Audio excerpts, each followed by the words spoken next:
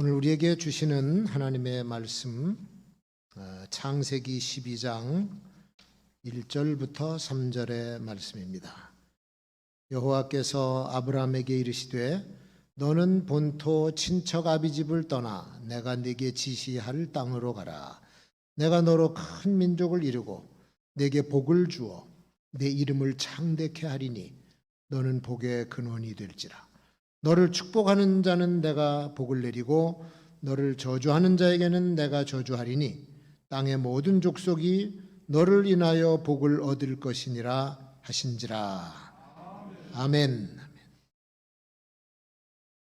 우리 사람이 살다 보면 내가 꼭 본받고 싶은 사람, 닮고 싶은 사람이 등장을 해요. 아마 어떤 자녀들은 부모님을 본받고 싶어하는 사람들도 있을 것이고, 학교에 가면 선생님, 좋은 선생님 만나면 나도 저런 선생님처럼 돼야지, 선생님을 본받고 싶어하는 사람도 있습니다. 위인전을 읽어보면 그 위인처럼 살고 싶은 마음에 감동이 일어나요. 그래서 어렸을 때 아이들을 위인전을 많이 일으키라고 그럽니다. 그 사람처럼 살 수 있는 그런 기회가 주어지잖아요. 근데 오늘 성경을 보면은 성경에는 정말로 본받고 싶은 하나님의 사람들의 스토리가 꽉 차 있습니다. 그 중에서도 이 아브라함이라고 하는 인물은 여러모로 본받을 점이 있는 분이에요. 뭐 사람이 완벽하지 않습니다. 아브라함도 완벽한 사람은 아니지만 적어도 그분의 인생처럼 내가 살아간다면 후회 없는 삶이 되겠다. 그런 삶을 신앙인으로서 해보는 겁니다. 창세기 11장 27절에 보면 아브라함의 그 가족 이야기가 납니다. 아버지의 이름이 데라였었고 또 아들을 셋을 낳아요. 데라가 아브라함이 장남이고 둘째가 나홀이고 세 번째가 하란입니다. 그 아들 셋을 낳는데 막내 아들 하란이 이 롯을 낳고서는 아버지보다 먼저 죽습니다. 갈대아 우르에서. 그래서 좀 데라는 상처가 깊은 아버지가 된 거죠. 여기 보니까 어머니 이름은 없어요. 어머니가 일찍 돌아가셨는지 아니면 뭐 그렇게 큰 중요한 인물이 아니라서 그런지 소개는 안 되어 있습니다만은 갈대아 우르라고 하는 곳은 상당히 비옥한 지역입니다. 우리 학교 다닐 때 세계 4대 문명의 발상지 그러면은 나일강 유역, 그다음에 뭐 황허강, 그리고는 이 유프라테스 강, 티그리스 강의 유역입니다. 거기가 바로 이 갈대아 우르, 아브라함의 고향이었었어요. 그러니까 상당히 살기 좋은 곳이고 문명화된 도시죠, 고대 사회에서는. 그런데 막내 아들이 먼저 죽은 고향에서 산다라고 하는 것이 마음에 좀 아팠던 모양입니다. 그래서 그랬는지 그 아들, 살아남은 두 아들과 손자 롯을 데리고 데라는 어디로 가느냐? 북쪽에 이 유프라테스 강 상류 쪽인 하란 땅으로 가요. 근데 공교롭게도 죽은 아들 이름과 지명이 같아, 하란이. 그리고 그 강 상류는 상당히 비옥한 땅입니다. 목초가 많고 아주 비옥한 땅인데 그 당시에 목축업을 하기에는 아주 최적의 장소고 많은 사람들이 가서 살고 싶어 했던 곳이 바로 이 하란 땅이었다고 생각을 해요. 그래서 데라가 거기서 정착을 해서 몇 살까지 사냐? 205살까지 살고 거기서 죽었다. 이렇게 기록하고 있습니다. 그리고 그 데라가 죽은 뒤에 12장 1절 아브라함은 하나님의 음성을 듣습니다. 너는 본토 친척 아비집을 떠나라. 내가 내게 지시할 땅으로 가라. 하나님께서는 데라가 살아있을 때는 아브라함에게 이런 음성을 안 들려주셨어요. 그래서 우리가 알아야 될 건 뭐냐? 하나님의 부르심에는 때가 있고 상황이 있어요. 아무 때나 안 부르십니다. 우리 한 사람 한 사람을 불러서 예수를 믿게 하고 우리 금곡교회 일원이 되게 하신 것도 여러분 나름대로 다 때가 있고 상황에 맞춰서 오신 거예요. 하나님의 부르심은 그렇습니다. 왜 아버지가 데라가 살아있을 때는 여호와께서 아브라함을 안 부르셨을까? 만약에 여호와께서 그때 아브라함에게 명령을 하셔서 하란을 떠나라 그러면은 아버지가 장남의 이야기를 들었을까? 동의를 했을까? 그런 생각을 해봐요. 아주 중요한 그 이슈입니다. 이게 믿음으로 행한다고 하는 것은 인간의 감정도 배제돼야 되고 인간의 경험도 배제돼야 되고 모든 것들이 다 제해지고 오직 믿음 하나만 가지고 출발하는 그런 상황이기 때문에 아마 데라가 있을 때는 아브라함에게 말씀을 안 하셨던 것 같아요. 어쨌든 데라가 죽어야 됩니다. 믿음의 행보에 장애가 될 상황이 없어져야 그제서야 바로 믿음의 발걸음이 시작이 되는 거예요. 아버지의 뜻을 따라서 하란에서 잘 정착해서 살고 있던 이 아브라함과 그 아내 또 자녀들, 그 다음에 그 아우 나홀의 식구들, 그 다음에 조카 롯의 그 모습, 뭐 같이 일하고 있는 종들의 전부 다 이제 누가 아브라함이 책임져야 돼요. 아버지가 돌아가셨으니까. 그리고 자기가 결정할 수 있는 위치에 딱 서게 된 겁니다. 그제서야 하나님이 오셔서 아브라함이 걸어가야 될 믿음의 걸음을 가르쳐 주신 거예요. 하나님 명령받은 아브라함의 믿음의 발걸음을, 그 행보를 한번 살펴봐야 될 줄 압니다. 첫 번째가 뭐냐? 믿음의 행보는 하나님의 비전을 보면서 시작이 되는 거예요. 비전을 봐야 돼요. 비전을. 근데 하나님은 아무에게나 비전을 보여주시는 분이 아니십니다. 누구나 다 또 보는 게 아니에요. 믿음의 사람에게 보여주시고 그 비전을 성취할 사람에게 보여주시는 겁니다. 한 식구였지만 동생 나홀에게도 안 보여주셨고 조카 롯에게도 아브라함의 아내에게도 이런 비전은 안 보여주셨어요. 오직 믿음의 사람 아브라함, 그가 앞으로 이 하나님의 뜻을 성취할 사람이기 때문에 그에게 비전을 보여주신 거죠.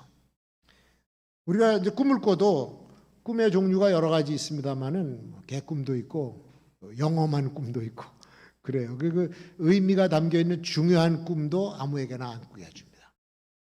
이 영적인 의미가 담겨 있는 신앙적인 꿈은 더더욱 그래요. 그래서 야곱에게 12아들이 있었지만 다른 사람들에게는 그런 꿈을 안 주셨어요. 요셉에게만 유독 꿈을 꾸게 해주셔서 나중에 그 꿈이 성취가 되고 민족이 구원을 받아요. 다니엘서에 보면 믿음이 없는 느부갓네살 왕 중대한 꿈을 꾸게 해주셨습니다마는 꿈 꾸고 금방 다 잊어버려요. 그리고 누구에게 그 꿈을 똑같이 주시냐? 다니엘에게 꿈을 주시면서 그 꿈의 해석까지 가르쳐 주시고 앞으로 인류 역사가 이렇게 진행될 것이다. 큰 믿음의 사람은 다니엘에게 주는 것이지 느부갓네살은 너는 보고 잊어버리라. 성취할 사람에게 꿈도 주시고 성취할 사람에게 비전도 보여주시는 거예요. 그래서 오직 믿음으로 살 사람, 하나님의 비전을 보여주셔.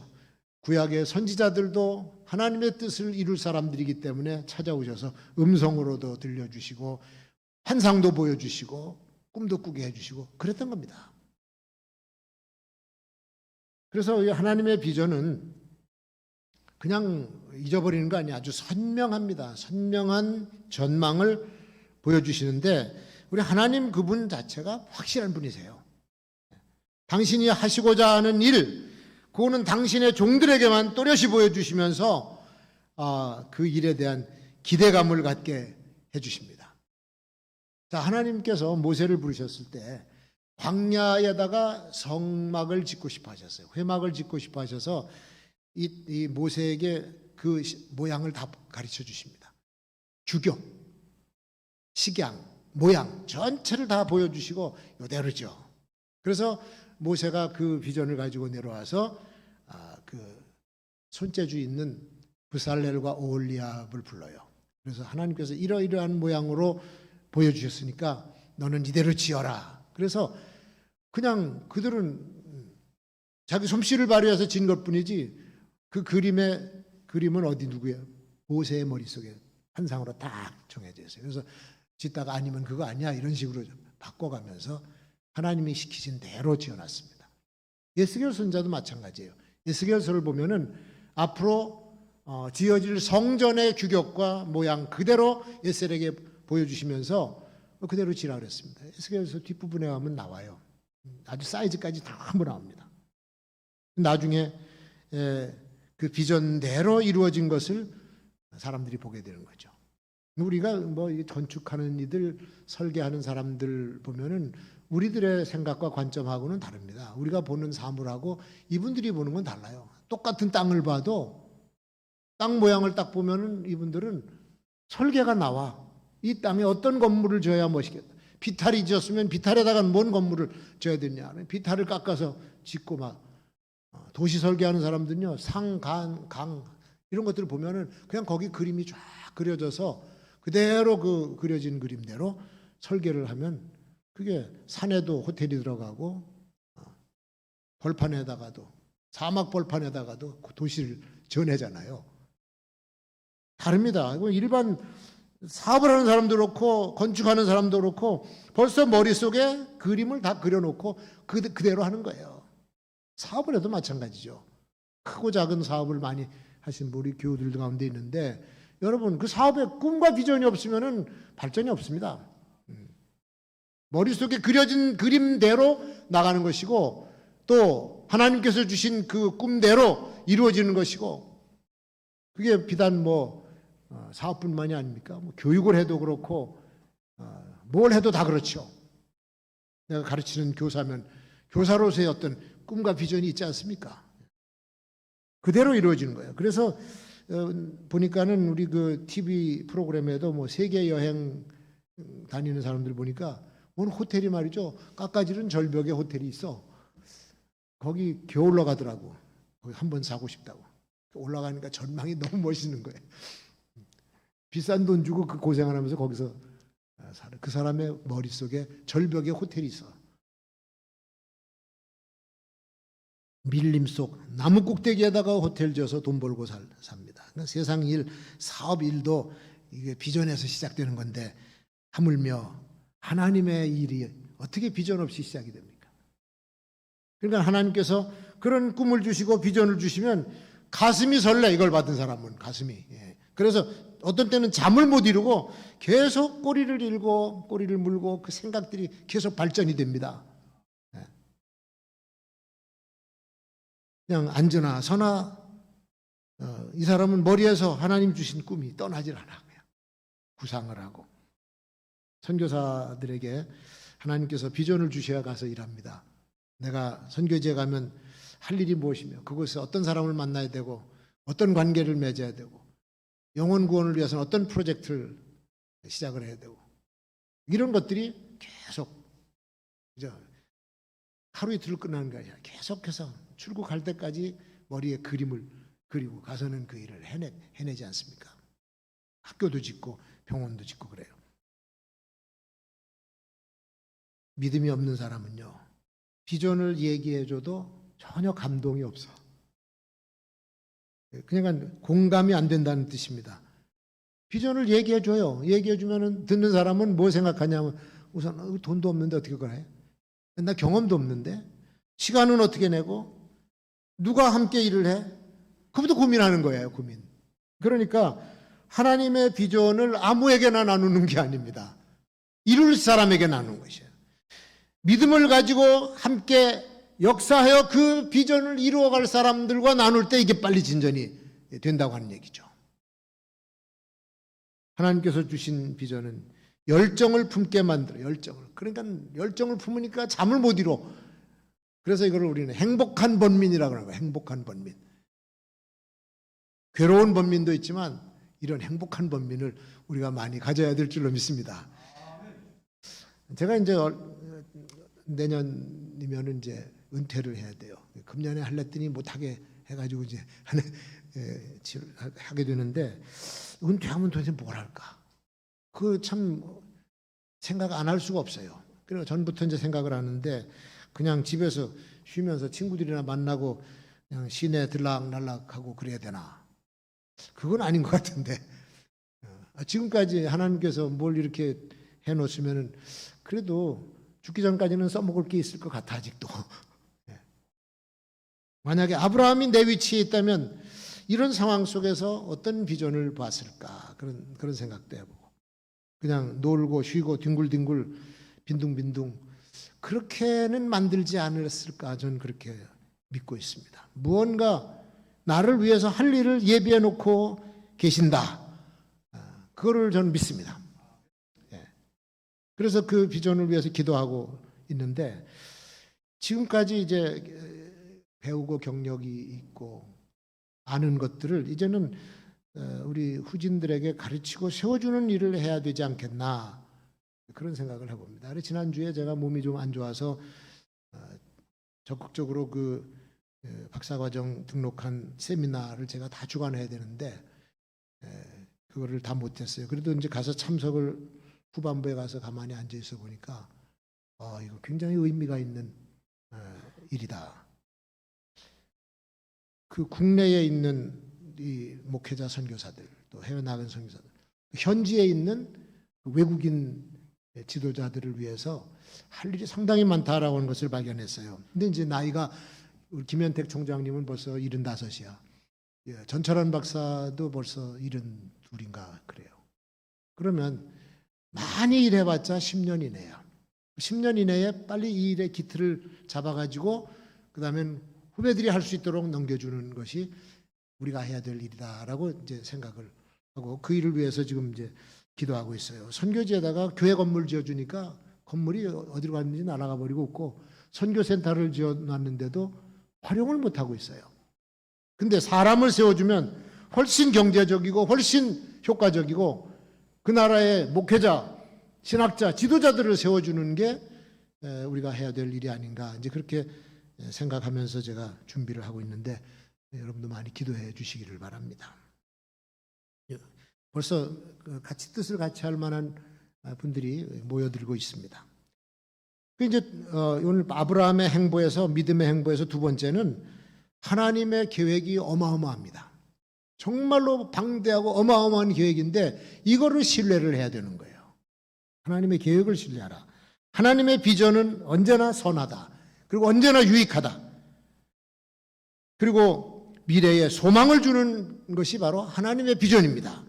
그래서 이 선하신 하나님을 우선 믿어야 되고 그분이 하시는 일에 신뢰를 해야 돼요.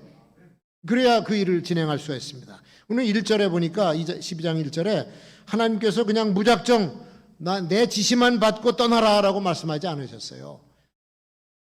참 당신이 가지고 계신 아브라함을 향하신 위대한 계획이 무엇인지를 벌써 말씀을 해주시면서 나는 너를 위해서 이런 계획을 가지고 있으니까 너는 믿음으로 순종을 해.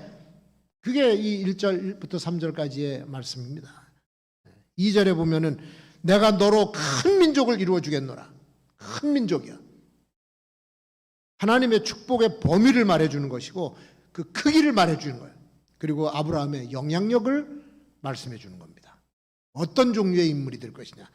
하나님 비전과 뜻은 아브라함을 한 집의 가장으로 살다가 끝나게 만들어 주신 않으셨다 그런 얘기예요. 적어도 한 민족의 원조를 만들어 주시겠다. 아브라함은 중동의 어떤 작은 지역에서 살고 있는 히브리 민족의 조상만이 아니에요. 히브리 민족의 조상이긴 하지만 여호와를 믿는 모든 사람의 조상이 된다고 하는 말씀입니다. 로마서 보세요. 예수 그리스도를 믿고 모든 구원받은 성도들의 조상이 아브라함이에요. 그래서 예수님도 나사로가 죽었을 때 누구의 품에 갔냐? 아브라함의 품에다 안기는 거예요. 그리고 따지고 보면은 아브라함은 역사적으로 옛날부터 지금까지 수많은 사람들의 조상이고 수많은 민족의 조상이고 예수 믿는 모든 성도들의 조상인 줄로 믿습니다. 그렇게 만들어 주신다는 거예요. 우리 이 나라에서도 조금 양반집 자녀, 우리 아버지가 우리 옛날 17대, 20대 할아버지가 영의정을 지냈다, 좌의정 지냈다, 2조 판서를 지냈다. 나는 2조 판서 안무계에 20 몇 대 손이요. 그리고 자랑하잖아. 집안 족보 자랑하는 거예요. 왕족이면 더 아주 자랑을 하죠. 근데 성경에 기록된 아브라함의 후손만큼 영광스러운 사람이 없어요. 그 복을 주어서 내 이름을 창대하게 하겠다. 이름을 창대하게 많은 이름들이 있습니다만은 이 아브라함의 이름을 사용한 사람들이 역사상 얼마나 많았겠어요. 성경을 읽다가 아브라함이 마음에 들어요. 아브라함 이름을 받는 거야. 그래갖고 자기 이름에다가 아브라함을 붙여요. 유명한 신학자 아브라함 카이퍼, 미국의 유명한 대통령 16대 아브라함 링컨, 아브라함이라고 하는 이름들이 많이 들어갑니다. 아브라함 메슬로 뭐 이런 사람. 그런가 하면 치욕스러운 이름을 남긴 사람들도 많이 있어. 전쟁광으로 수없이 많은 사람을 죽음으로 몰아집어놓은 아돌프 히틀러. 히틀러 이름 쓰는 사람 있습니까? 미치광이 왕으로 오명을 남긴 연산군, 폭군 네로, 이런 이름 쓰는 사람 봤어요? 한 번도 안 써요, 이런 사람 이름은. 그러니까 오명을 남기고 사라진 세상에 통치자도 있는 반면에 인류를 위해서 헌신하고 봉사하고 아름다운 족적을 남긴 사람들의 이름 수없이 많습니다. 기독교 정신으로 역사 속에 남긴 이름들 얼마나 많은지 알 수가 없어요. 그래서 우리는 우리 이름에다가 그래도 영광스러운 표는 하나 남겨놔야 되잖아요, 그죠? 조그만 훈장이라도 그 이름에다 달아줘야지. 그 이름 앞에다가 말이야 이게 무슨 뭐 살인자 아무개 무슨 도둑놈 아무개 그러면 되겠어요. 이름 중요한 겁니다, 우리 이름이. 그래서 기독교 역사에서도 거룩한 족적을 남긴 사람들은 성자라고 하는 이름을 붙여. 성 아무개, 성 니콜라스, 성 어거스틴, 성 프란시스코, 성 호세 그렇게 남깁니다. 이제 영어로 가면 이게 SAN, 산이 돼요. 산. 그래서 샌 프란시스코. 그 프란시스코 이름을 딴 도시예요. 산 호세. 그것도 성 호세의 이름을 딴 도시예요. 그러니까 그런 좀 귀한 이름들이 남아야 뭔가 남는 거야.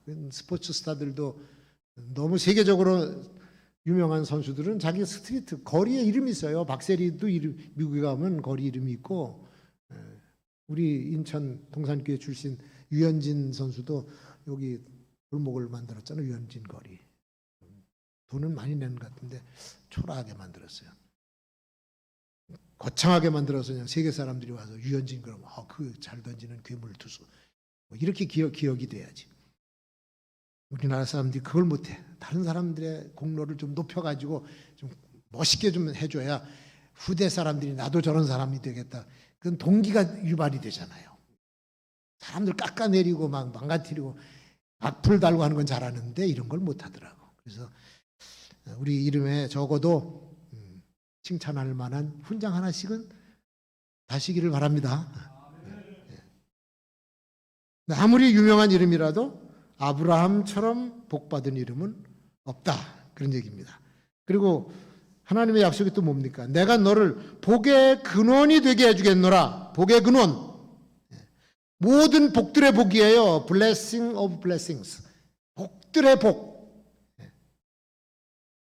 모든 복이 너의 복에서부터 나올 정도로 복의 샘이 터져버리는 복의 원천을 만들어주겠다. 누구에게? 아브라함에게. 그래서 아브라함을 복의 근원이라고 하는 겁니다. 아브라함이 가는 곳마다 그가 머무는 곳마다 거기가 복을 받아요. 자기네 가족뿐만 아니라 주변 사람들이 복을 받아요.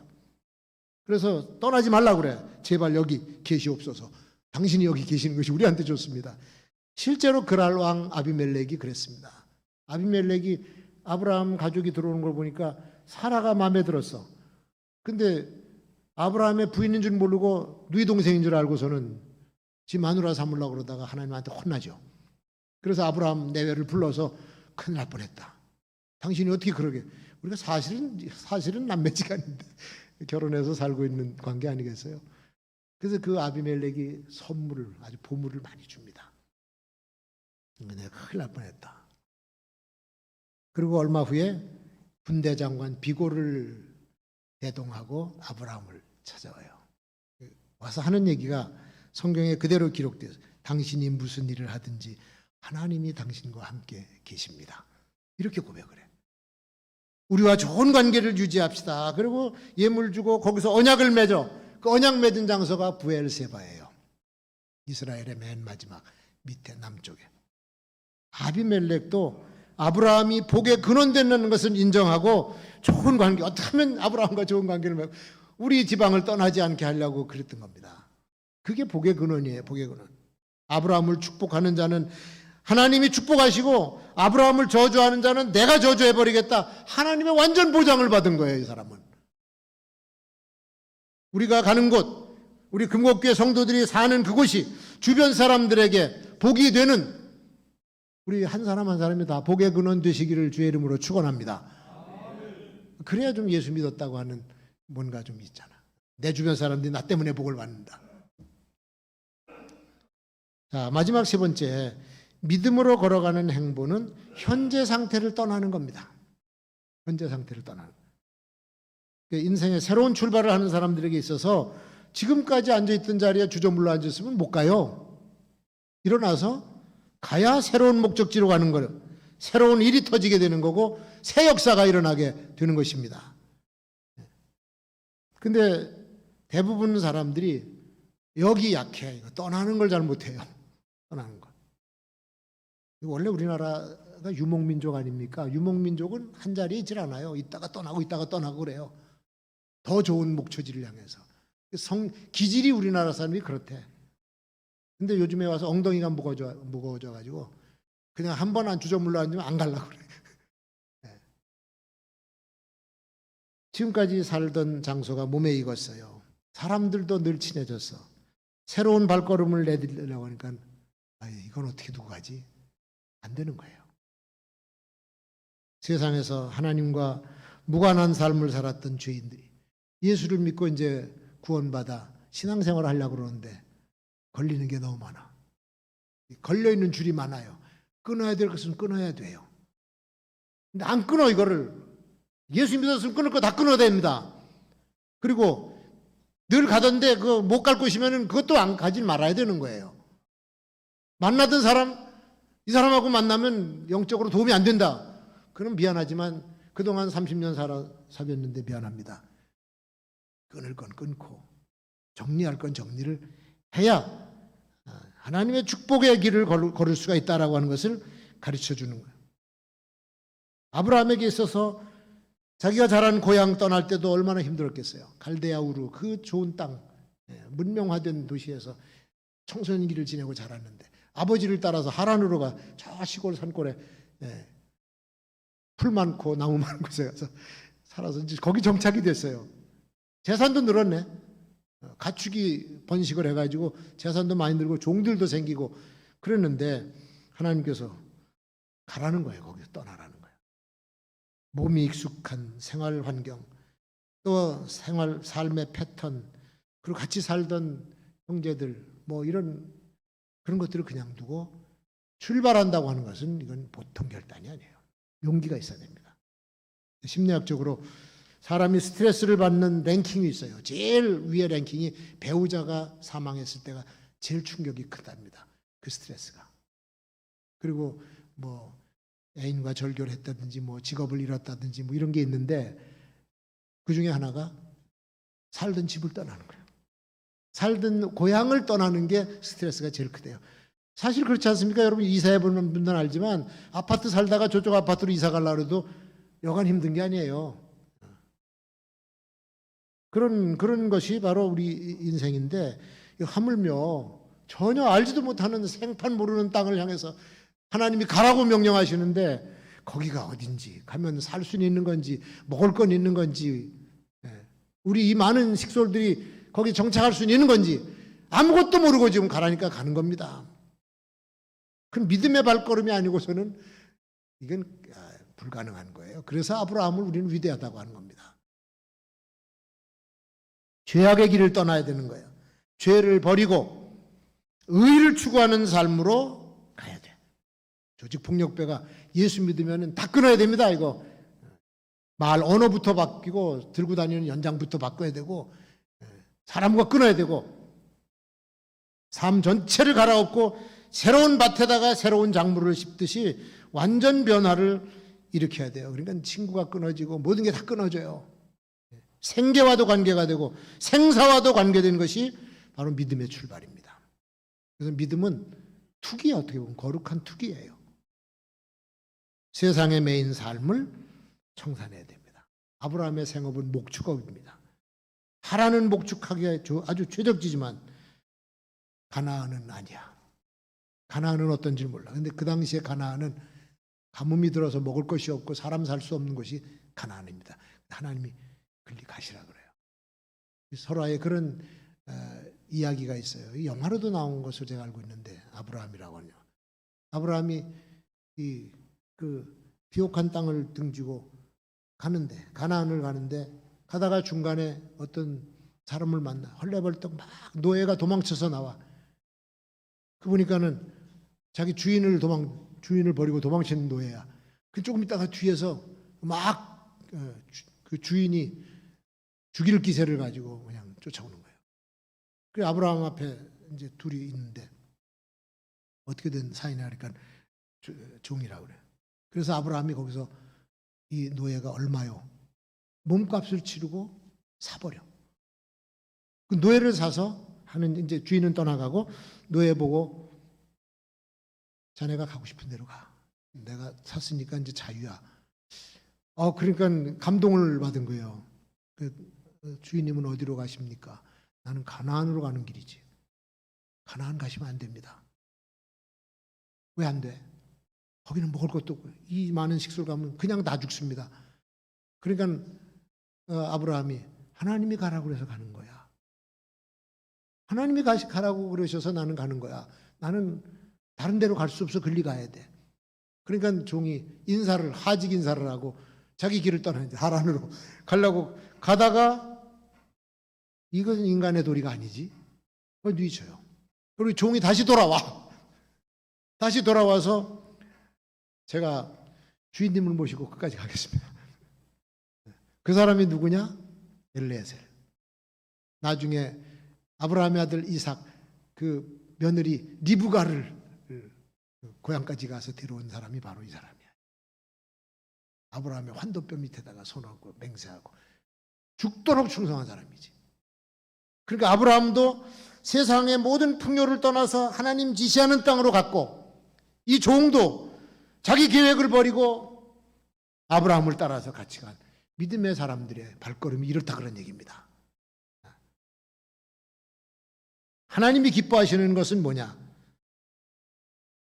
믿음으로 순종하는 삶이에요. 세상적인 것을 청산하고 믿음으로 순종하는 것이야. 믿음이 아닌 삶이다. 환경이 아무리 좋고 먹을 것이 아무리 많고 돈이 아무리 많고 금이 쏟아진다고 해도 그거는 믿음이 아닌 길은 하나님이 기뻐하지 않는 길이다. 우리 믿음의 사람들은 아브라함으로부터 배울 게 이런 겁니다. 주님의 비전을 보는 거예요. 하나님의 비전. 그리고 그 비전은 언제나 나를 향해서 위대한 비전이다. 위대한 계획이다. 이걸 신뢰하는 겁니다. 그리고 가라면 가는 거예요. 떠나라면 떠나는 거예요. 하나님의 뜻이라면 과감히 딱 내려놓고 떠나가는 것. 이것이 믿음의 발걸음이 아니야. 그래서 오늘 아브라함으로부터 첫 번째 배울 수 있는 믿음의 행보에 대해서 우리가 묵상을 했습니다. 하나님 여러분과 함께 하시고 복의 근원을 삼아 주시고 어디로 가든지 주님이 함께 하시는 복된 삶이 되시기를 주의 이름으로 축원합니다.